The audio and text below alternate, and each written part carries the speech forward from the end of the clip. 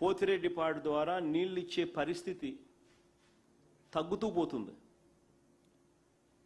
854 అడుగులకు శ్రీశైలంలో నీళ్లు ఎప్పుడైతే పడిపోతాయో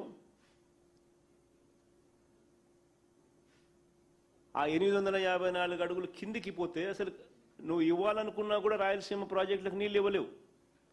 పోతిరెడ్డిపాడు ద్వారా ఇవ్వలేని పరిస్థితి.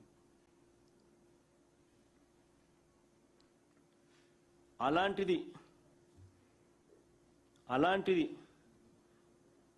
చంద్రబాబు నాయుడు గారు ఈరోజు పరిస్థితి ఏమిటి అని చెప్పి గమనిస్తే, ఈరోజు శ్రీశైలం నుంచి ఎడాపెడా తెలంగాణ వాళ్ళు కరెంటు, ఆంధ్రాలో ఉంటూ చంద్రబాబు నాయుడు రైతుల గురించి ఆలోచించకుండా చంద్రబాబు నాయుడు గారు కూడా మరోవైపున కరెంటు జనరేషన్ 48,000 క్యూసెక్కులు డ్రా చేస్తా ఉన్నారు.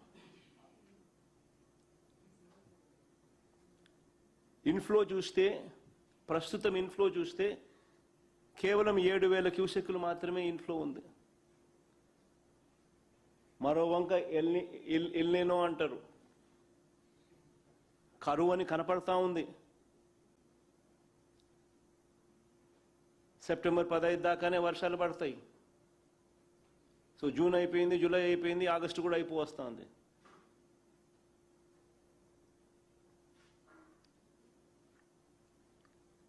$48,000 క్యూసెక్లు అవుట్ఫ్లో, 7,000 క్యూసెక్లు ఇన్ఫ్లో.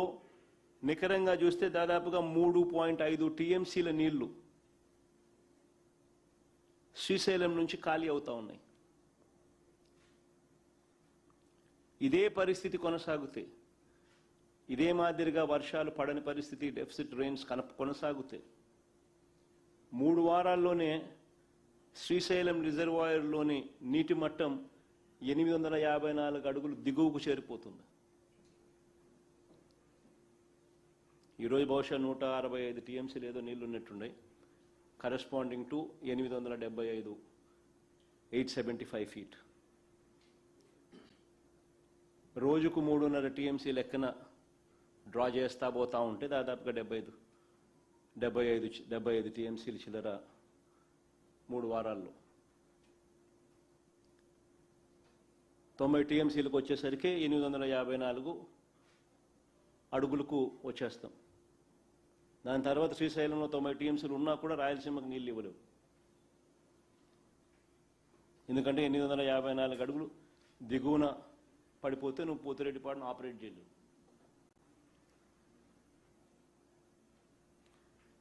ఈ లోపల ఒకసారి రాయలసీమలో డ్యాముల పరిస్థితి ఎలా ఉంది అని చెప్పి ఒకసారి గమనించమని చెప్పి కొడతా ఉన్నా. స్లైడ్ కూడా ఒకసారి వేయండి అమ్మా. రాయలసీమలో ఈరోజు డ్యాముల పరిస్థితి ఏ మాదిరిగా ఉందనేది ఒకసారి గమనించమని కొడతా ఉన్నా. రాయలసీమ ప్రాజెక్టుల పరిస్థితి చూస్తే తెలుగుగంగ కెనాల్ మీద ఆధారపడి ఉన్న వెలుగోడు, బ్రహ్మంసాగర్, సోమశిల, కండలేరు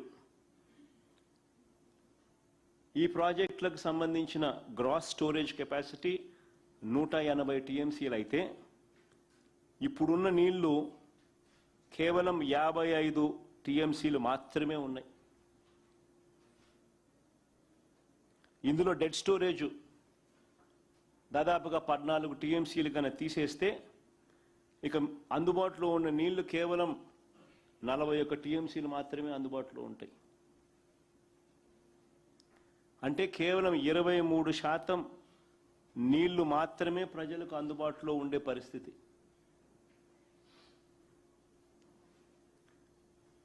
ఇక ఆ తర్వాత కింద ఎస్ఆర్బిసి జిఎన్ఎస్ఎస్ కింద ఉన్న ప్రాజెక్టులు ఒకసారి గమనిస్తే గోరకల్లు, అవుకు, గండికోట, పైడిపాలెం, వామికొండ, సర్వరాయసాగర్, చిత్రావతి రిజర్వాయర్లు. వీటి టోటల్ స్టోరేజ్ కెపాసిటీ 59 టీఎంసీలు అయితే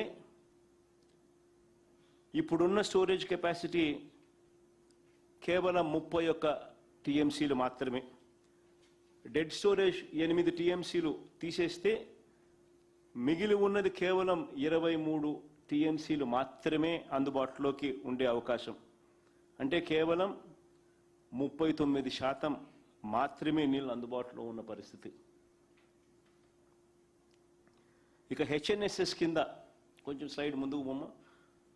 ఇక హెచ్ఎన్ఎస్ఎస్ కింద ఉన్న ప్రాజెక్టులు ఒకసారి గమనిస్తే జీడిపల్లి, గొల్లపల్లి, చెర్లోపల్లి, పత్తికొండ, కృష్ణగిరి, అడవిపల్లి వీటికి సంబంధించిన గ్రాస్ స్టోరేజ్ కెపాసిటీ 43 టీఎంసీలు ఉంటే ఇప్పుడున్న నిల్వ కేవలం 4 టీఎంసీలు మాత్రమే.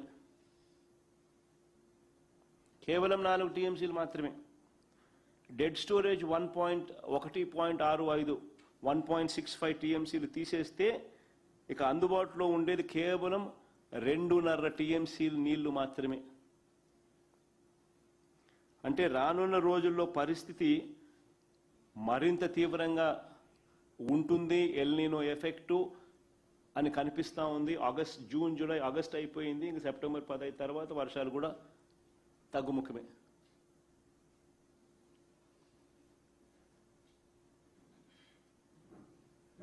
వర్షాలు కూడా ఈ మాదిరిగానే ఉంటాయి.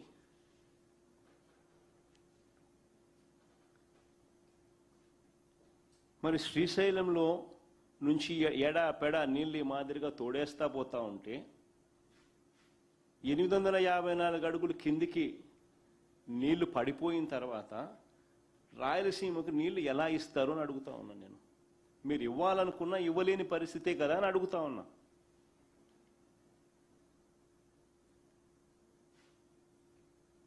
మరి ఇప్పుడు మీరు ఎందుకు ఇవ్వడం లేదు?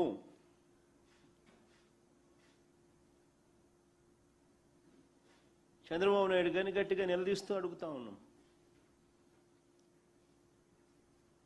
ఇలాంటి పాలకులు ఉంటారు కాబట్టే రాయలసీమ లిఫ్ట్ అనేది ఒక ఇన్సూరెన్స్ ప్రాజెక్ట్ కింద రాయలసీమ ప్రజలకు వైఎస్ఆర్సీపీ ప్రభుత్వ హయాంలో మేము కట్టడం మొదలెట్టాం.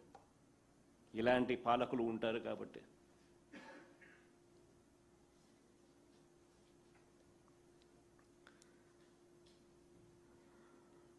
మరోవైపు నాగార్జున సాగర్ చూద్దాం. మరోవైపు నాగార్జున సాగర్ కుడి కాలువ నుంచైనా లేదా కృష్ణా డెల్టా ప్రాంతానికైనా, ప్రకాశం బ్యారేజ్ నుంచి కృష్ణా డెల్టా ఇచ్చి ఆ ప్రాంతానికైనా చంద్రబాబు ఒక్క చుక్క నీరు కూడా ఇవ్వడం లేదు. వాటికైనా చంద్రబాబు నాయుడు ఒక చుక్క కూడా నీటి ఇవ్వడం లేదు. ఎంత దారుణంగా వ్యవహరిస్తూ ఉన్నారంటే, మరో వంక నాగార్జున సాగర్ కింద పులిచింతల ప్రాజెక్టు. ఈ ప్రాజెక్టు టోటల్గా ఆంధ్రప్రదేశ్కు సంబంధించిన ప్రాజెక్టు.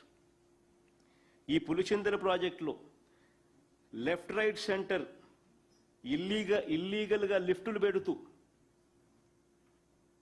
తెలంగాణ ప్రభుత్వం కన్స్ట్రక్షన్ చేస్తూ ఉన్నా కూడా చంద్రబాబు నాయుడు చోద్యం చూస్తూ ఉన్నాడు.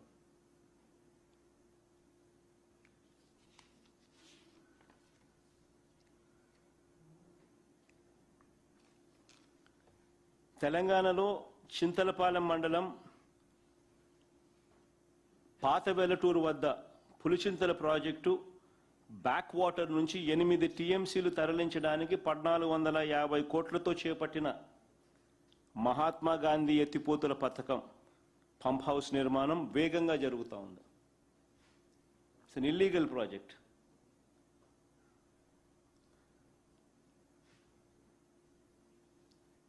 చంద్రబాబు నాయుడు చోద్యం చూస్తూ ఉన్నాడు. ఇది కాకుండా తెలంగాణలోనే చింతలపాలెం మండలంలో బుగ్గమాదారం వద్ద పులిచింతల ప్రాజెక్టు దిగువన కృష్ణానది నుంచి మరో 2.5 టీఎంసీలు తరలించడానికి 394 కోట్లతో చేపట్టిన రాజీవ్ ఎత్తిపోతుల పథకం పనులు కూడా వేగంగా జరుగుతూ ఉన్నాయి.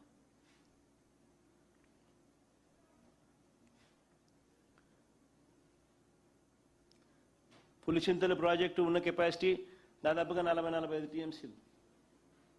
ఏకంగా 10-10.5 టీఎంసీల దాకా ఇక్కడే కనపడతా ఉంది. లిఫ్ట్లు పెట్టి ఎత్తే కార్యక్రమం మనకల్లా ఎదుటే కనిపిస్తూ ఉంది. జరుగుతూ ఉన్నాయి పనులు. చంద్రబాబు నాయుడు చోద్యం చూస్తూ ఉన్నాడు.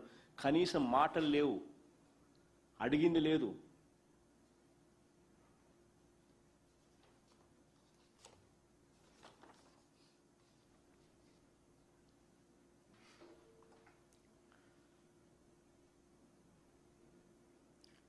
ఇది ఇరిగేషన్కి సంబంధించి ఇంత దారుణమైన పరిస్థితిలో రాష్ట్రాన్ని చంద్రబాబు నాయుడు గారు నడుపుతా ఉన్నారు అనేది ఒక ఆస్పెక్ట్ అయితే, ఇక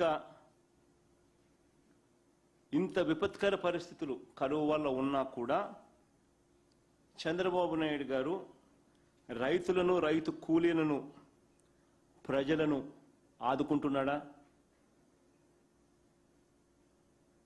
అది లేదు. రైతులకు ఆర్థిక రక్షణగా ఉండే వైఎస్ఆర్ ఉచిత పంటల బీమాను రద్దు చేసి రైతులకు తీవ్రమైన అన్యాయం చేశాడు. ఇప్పుడు రైతులే ప్రీమియం భారాన్ని కట్టుకోవాల్సిన పరిస్థితి వచ్చింది.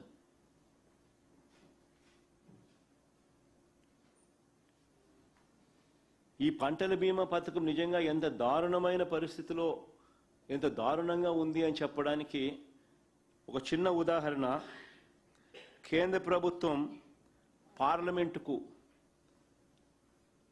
లిఖితపూర్వకంగా ఇచ్చిన రిప్లై, ఒకసారి ఆ లిఖితపూర్వకంగా ఇచ్చిన రిప్లై ఒకసారి మీరు గమనించమని చెప్పి నేను కోరుతా ఉన్నా.